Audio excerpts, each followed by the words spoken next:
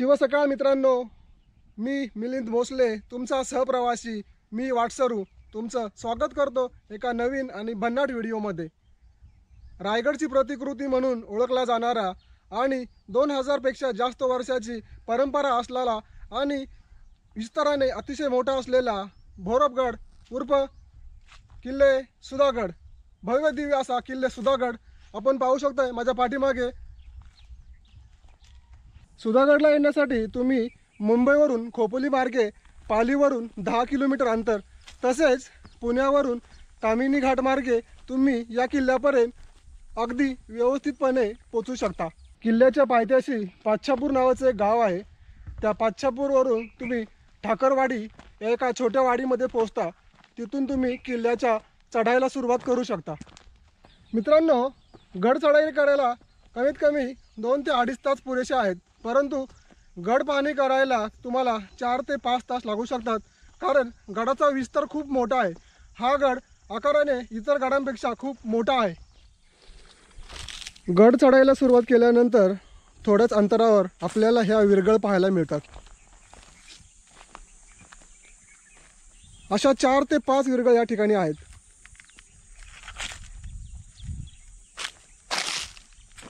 युद्धामध्ये हुतात्मा पडलेल्या सैनिकांची ही एक स्मारके आहेत।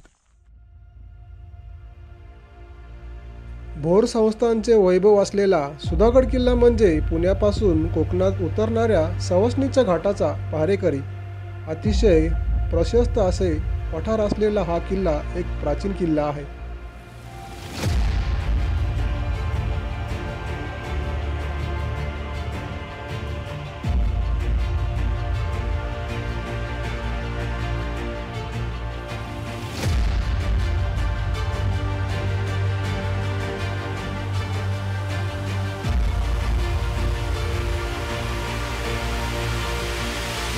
लोणावळ्याच्या डोंगर रांगामधील हा किल्ला रायगड जिल्ह्यातील पाली गावापासून फक्त 10 किलोमीटर अंतरावर आहे। या गडाची साधारणतः उंची 590 मीटर असून गड विस्ताराने फारच मोठा आहे। या किल्ल्याने शिलाहार, यादव, बहमनी, मुघल अशा अनेक राजसत्ता पाहिल्या व नंतर इसवी सन 1648 साली हा किल्ला मराठा साम्राज्यात सामील झाला। जिने पास केल्यानंतर आपण येऊन पोहोचतो तो किल्ल्याच्या पहिल्या बुरुजावर। हा पाहताय तो चिलखती बुरुज आणि बाजूला आहे ते टकमक टोक, त्याच्या बाजूला आहे तो घनगड किल्ला।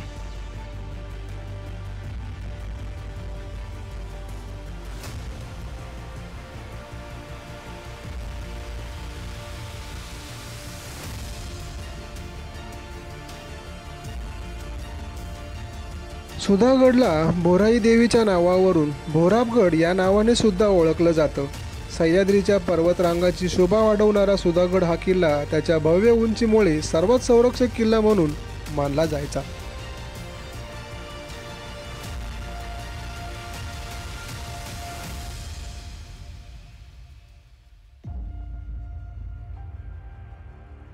भोर संस्थानचे पंत सचिव यांची कुलदैवता म्हणजे बोराई माता।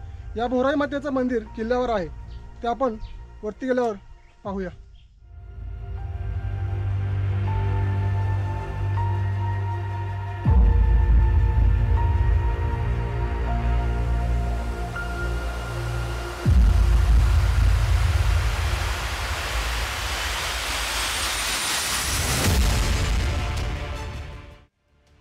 सबनीस नारो मुकुंद यांनी शिवरायांना सुधागडला हिंदवी स्वराज्याची राजधानी करावी असे सुचवले होते, मात्र महाराजांनी रायगडाची निवड करून सुधागडच्या बांधकामासाठी 5000 होन देऊन किल्ला लढाऊ बनवला।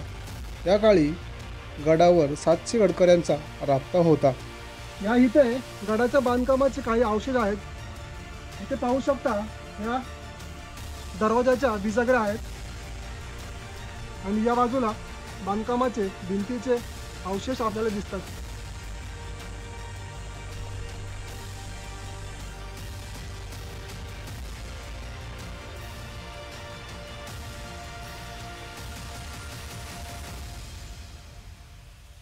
औरंगजेब जेव्हा स्वराज्यावर चालून आला त्यावेळी सुधागडावर घनघोर लढाई झाली। नारो मुकुंद यांचे सुपुत्र शंकरजी नारायण यांनी या लढाईत मोठा पराक्रम केला. छत्रपती राजाराम महाराजांनी शंकरजी नारायण यांना पंत सचिव केले.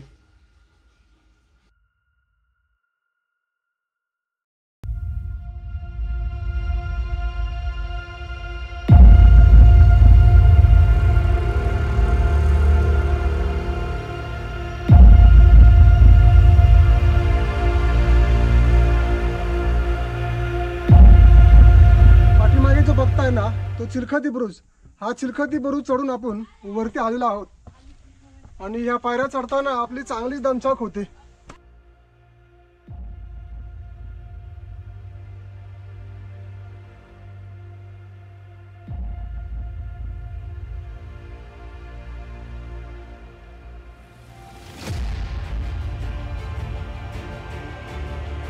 हा चिलखती बुरुज उतरून आपल्याला खाली जायचं आहे. चला तर जाऊया आणि पाहूया कुठे हा बुरुज.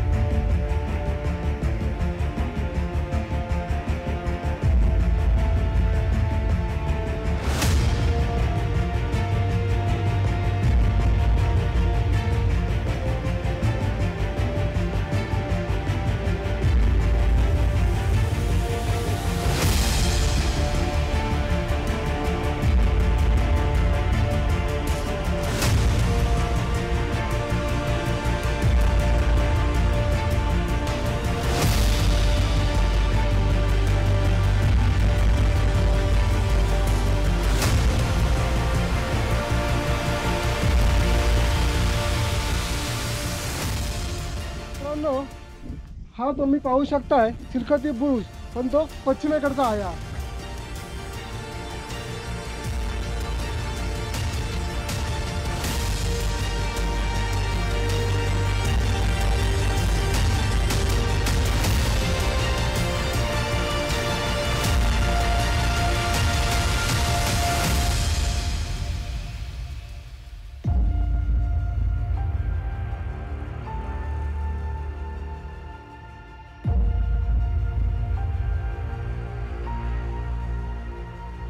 छत्रपती संभाजी महाराज आणि औरंगजेबाचा सुपुत्र अकबर यांची भेट या किल्ल्याच्या पायथ्याशी असलेल्या पाच्छापूर या गावामध्ये झाली.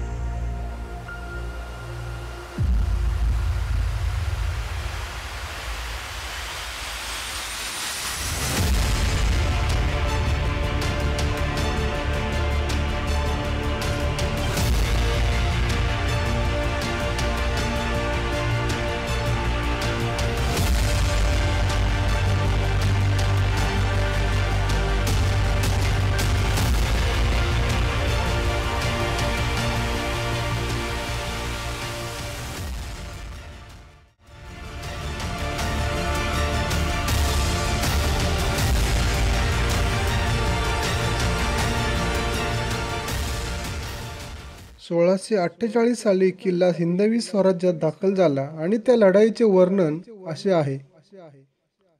साखरदऱ्यात मालवजी नाईक कार्के यांनी माळ लाविली. सरदार मालोजी भोसले यांच्या हाताखाली जाधव आणि सरनाईक हे प्रथम किल्ल्यावर चढले. या धारकऱ्यांना उभे करून त्यांचे पाठीवर हैबतराव चढले. त्यास संभाजीराव पुढे जाऊन माथा गेले. 25ने पुढे जाऊन गस्त मारिली. बोकादेशियाला पहारा मारला. पुढे बोराईच्या टप्प्यावरही गेले. तो सदरेतून किल्लेदार व लोक धावत आले. हानाहान झाली. त्या समयी किल्लेदारास कामास आले. उपरांतिक जाऊन सदर काबीज केली.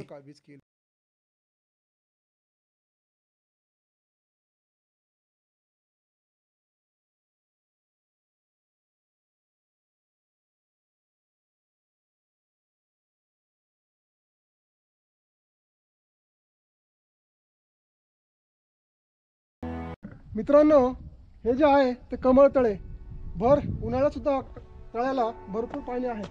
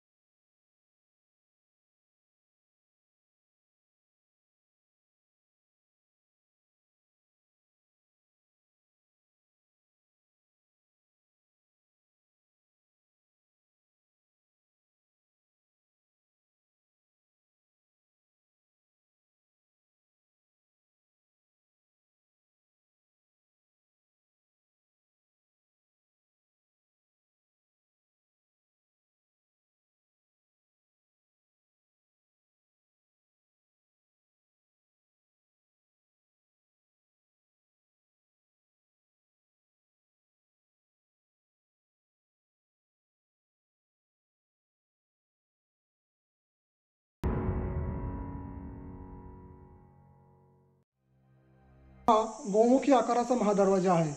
असाच हुबेहूब महादरवाजा आपल्याला रायगडावर देखील पाहायला मिळतो. या गडावरचं अजून एक साधर्म्य म्हणजे टकमक टोक.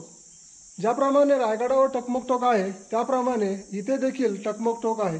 याच काही कारणामुळे महाराजांनी हिंदवी स्वराज्याची राजधानी म्हणून प्रथम या गडाची निवड केली होती. या किल्ल्याच्या परिसरामध्ये असणारे ठाणावळी लेणी हे सुमारे 2200 वर्षापूर्वीचे आहेत.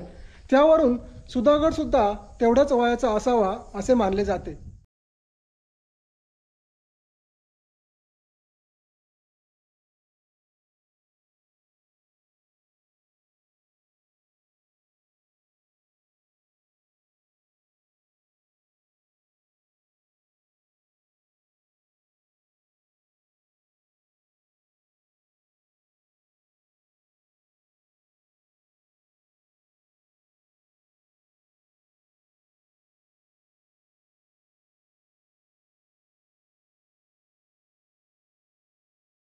एक पौराणिक कथा आहे.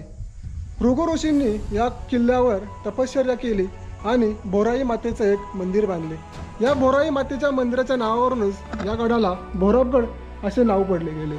जेव्हा हा किल्ला हिंदवी स्वराज्यामध्ये आला तेव्हा महाराजांनी या गडाचे नाव सुधागड असे ठेवले.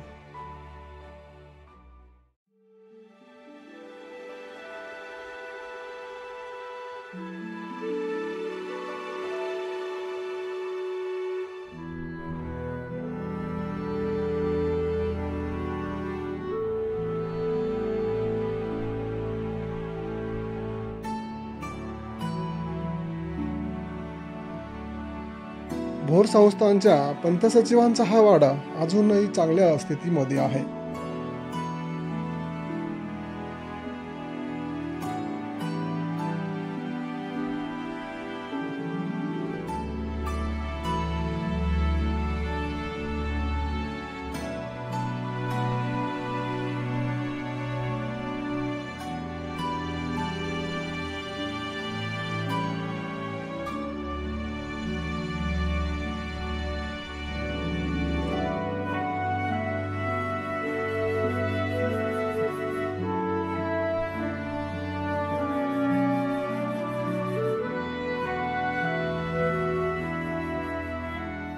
जो दिसतोय तो किल्ले तैला पहिला आणि या बाजूला जो दिसतोय तो किल्ले घनगड. या किल्ल्यावरून सरसगड, घनगड आणि तैला पहिला किल्ले सहज तुम्ही पाहू शकता. समोर जो दिसतोय तो किल्ले सरसगड.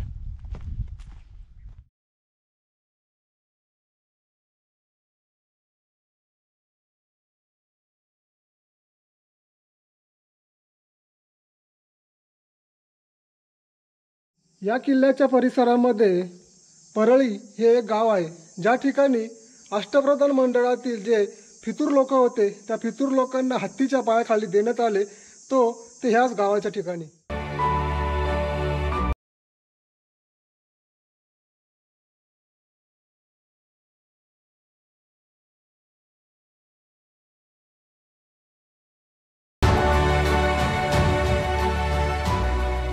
मित्रांनो, उन्हाळ्याचे दिवस आहेत त्यामुळं जेवढं पाणी आणलेलं सोबत तेवढं पाणी सगळं संपलेलं आहे.